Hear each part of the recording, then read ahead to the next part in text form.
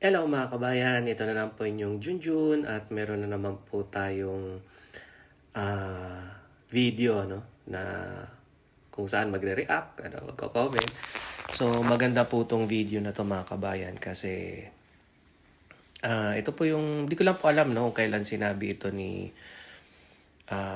former President Rodrigo Duterte, Tatay Digong, tungkol naman sa mga congressman. Kasi naman po, hindi naman lingid sa kaalaman natin na na-hot seat ngayon yung mga congressman na kita naman po na sobrang yaman na.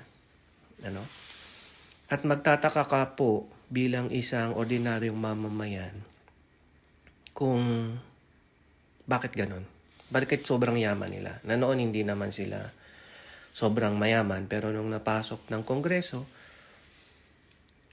talaga namang mamahalin na yung mga gamit, gumanda na yung buhay. At ang masaklap po, masakit sa lahat. Hindi naman po nila tinatago.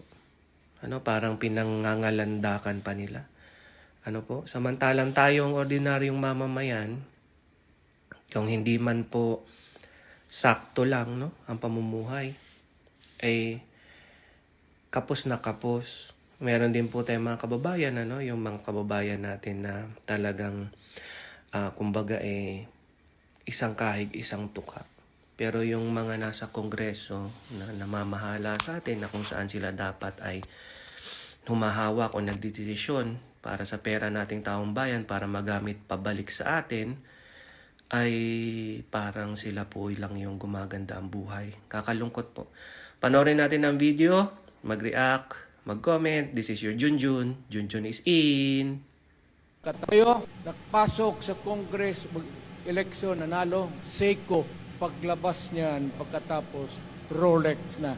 Pumunta ng Malacanang, nakatamaraw, paglabas niyan, nagka-Mercedes-Benz. Busog kayo lahat. Tingnan ninyo yung mga bahay noon ng mga congressman at tingnan ninyo ngayon kung ano kayaman sila, lalo na yung mga bahay nila sa Maynila. Mga wala kayong prinsipyo, mga putang ina ninyo. Tang ina ko mabalik ako, arestuhin ko kayo lahat. Katayo, nagpasok sa Congress, eleksyon, nanalo, Seiko, paglabas niyan, pagkatapos, Rolex na.